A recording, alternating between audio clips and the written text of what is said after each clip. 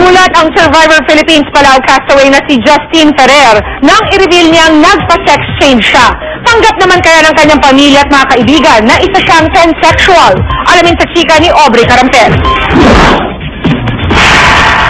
Sino nga ba ang mag-aakala na ang itsura at kilos babae na si Justin ay isa pa lang transsexual? Kaya marami ang nagulat sa ginawa niyang revelasyon noong Biyernes.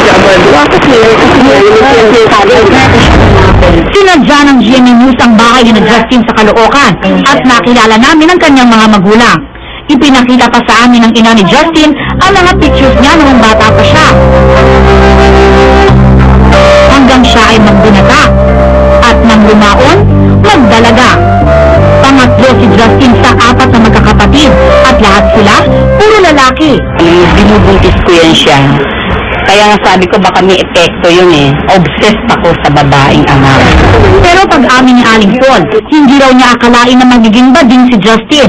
Kahit na raw may usap-usapan na sa kanilang lugar. Nakumpirma na lang na ito ng mismong si Justin ang umamin sa kanya. Nag-work na siya sa isang food chain. Natapos niya yung contract niya. Sabi ko, ba't hindi ka ulit pumasok, mag-try? Sabi ko ganun sa kanya. Mama, ayoko na. Bakit? Kasi pinapagupitan ng buhok doon eh. Nahilig din daw ito sa pagsali sa mga gay beauty pageants. Nagtrabaho rin si Justin sa Japan bilang singer at doon na raw siya nagpa-sex change. Tanggap raw ng mga magulang ni Justin ang kanyang desisyon, maging ng kanyang ama. Hindi ako kumontra sa katayuan niya. Tinanggap ko yun, lumabas sa loob ko. Wala siyang narinig sa akin na kahit na nagalit ako sa kanya, na ganyan siya. Kwento pa ng kaibigang si Roda, madalas raw talagang pagkamalang tunay na babae si Justin. Actually talaga hindi siya napapagkamalan. Kapag minsan lang na kapag yung nagsasalita ako, pinag-iisipan na lang siya, pero hindi pa rin makapaniwala. Nabadin siya.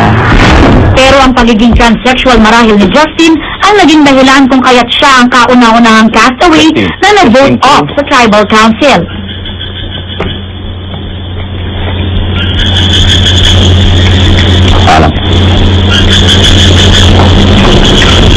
Dito na kaya magtatapos ang buhay isla ni Justin? Yan ang dapat abangan mamaya sa Survivor Philippines Palau. Aubrey Carampel updated sa Showbiz Happening.